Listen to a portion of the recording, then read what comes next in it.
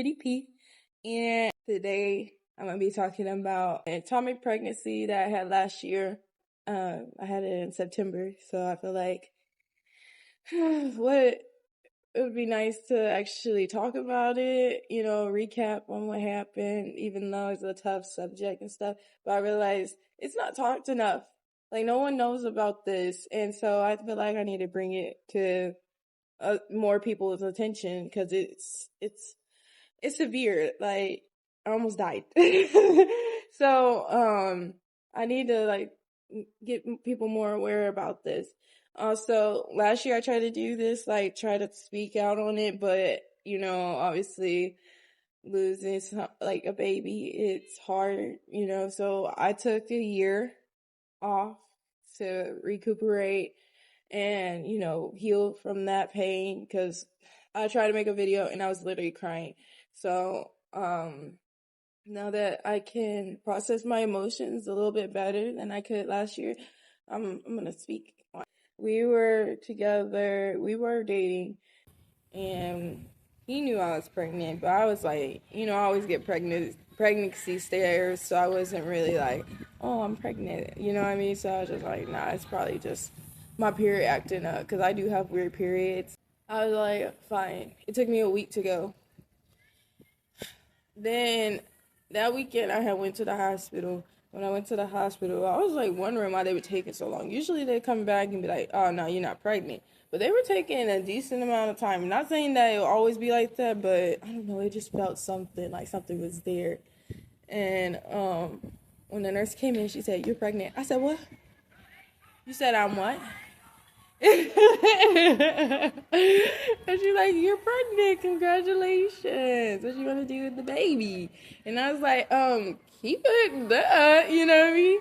I don't believe in that, you know what I mean?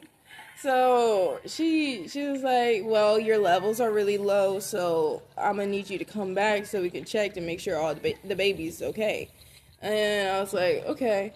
And so I was a bit worried, and I was like, my levels were pretty low. They were not normal.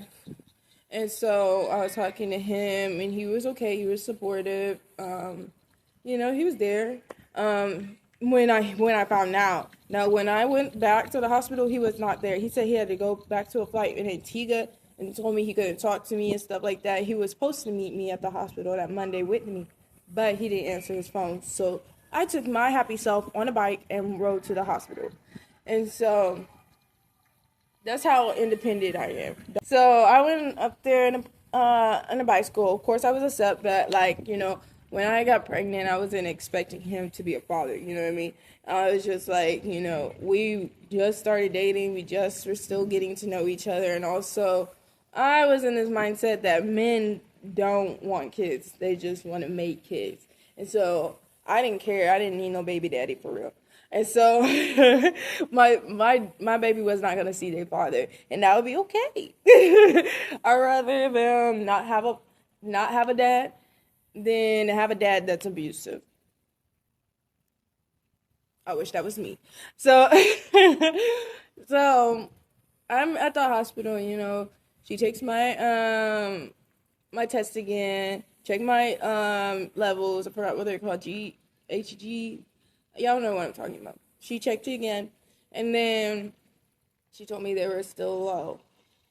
Then she had to transfer me to the other hospital because they were saying that I had an ectopic pregnancy. And so I was really, really upset, really scared. They said at the other hospital they were going to check again to make sure, because they didn't want to be wrong. But, yeah, I was really discouraged. And, guys, I was by myself during this time, so I was really hurting.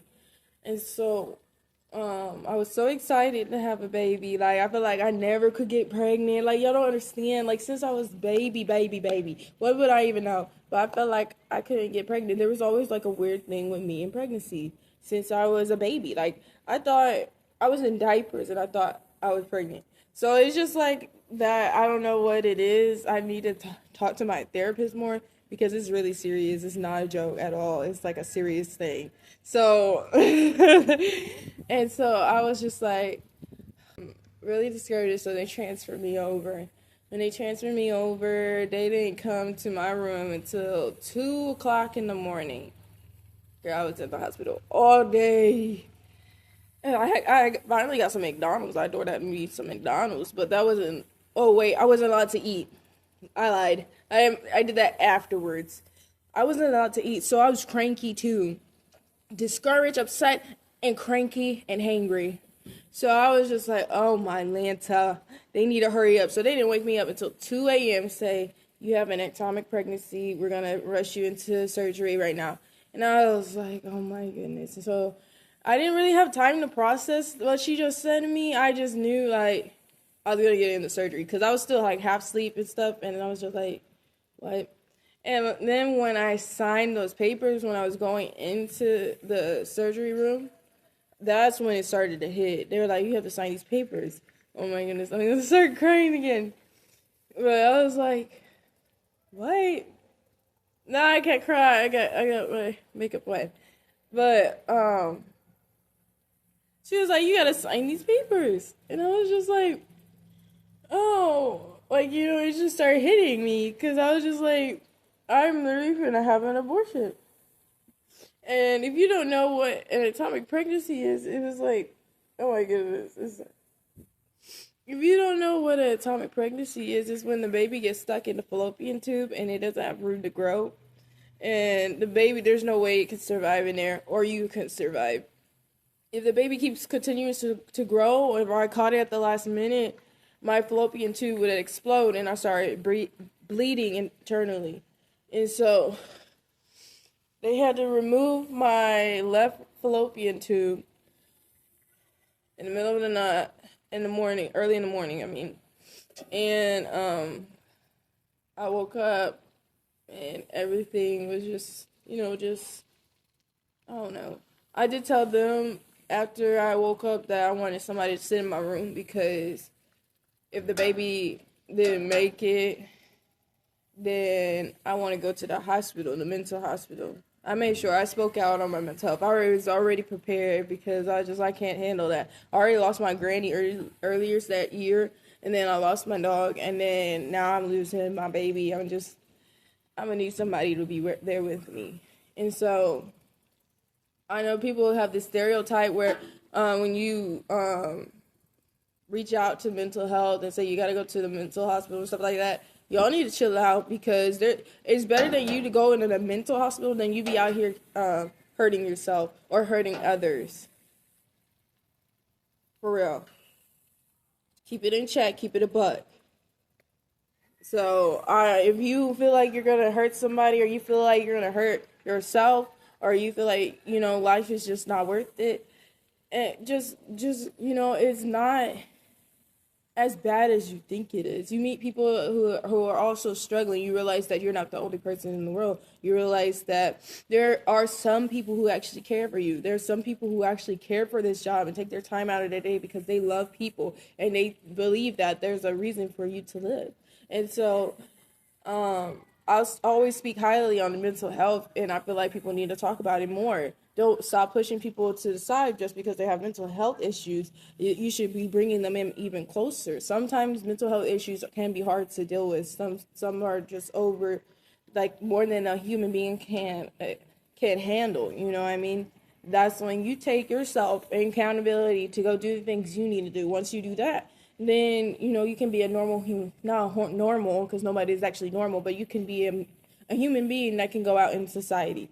So it's just a difference. If you want to help yourself, help yourself. If you don't want to help yourself, then that's the bad path. You know what I mean? That's the thing that people need to, like, look down on. Not really, but, like, you know what I mean? If you purposely not trying to help yourself, then yeah, you need to look down on it.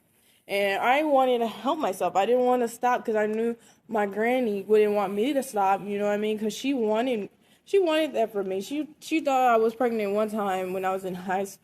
Well, I wasn't in high school. I graduated early, but I didn't walk the stage yet. She thought I was pregnant, and I feel like that was something my granny would have wanted, but not in that time, especially not with the right person. And so I took myself to the mental hospital after that.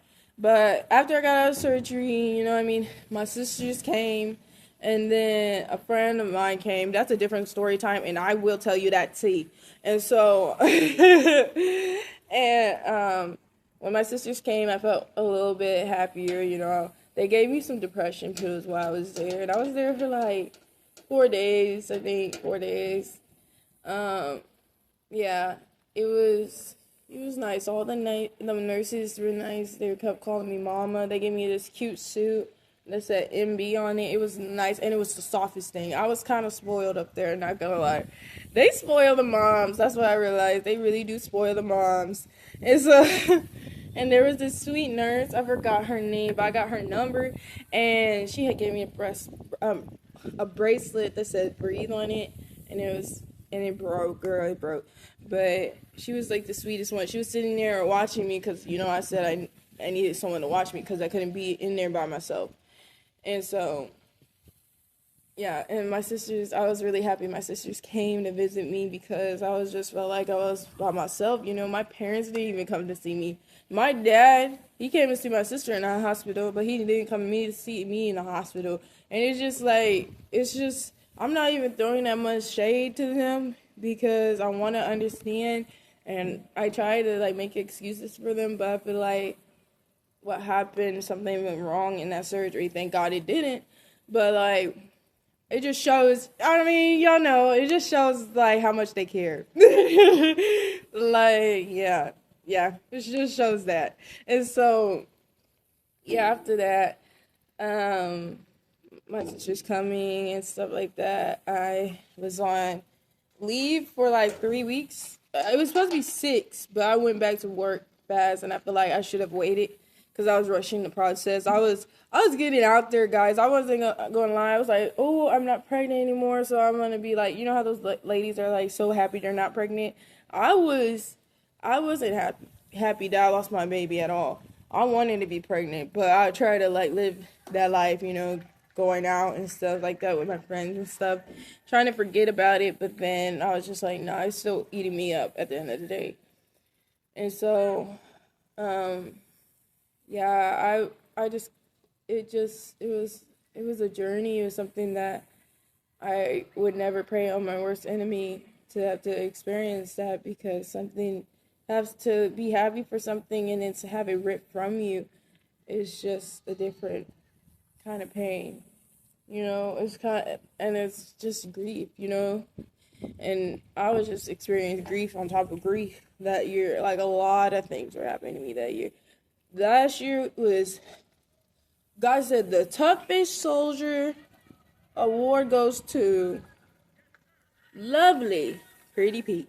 And I was just like, yes, like it was just a back to back to back. And so I was in the hospital a lot last year towards the end because of all that.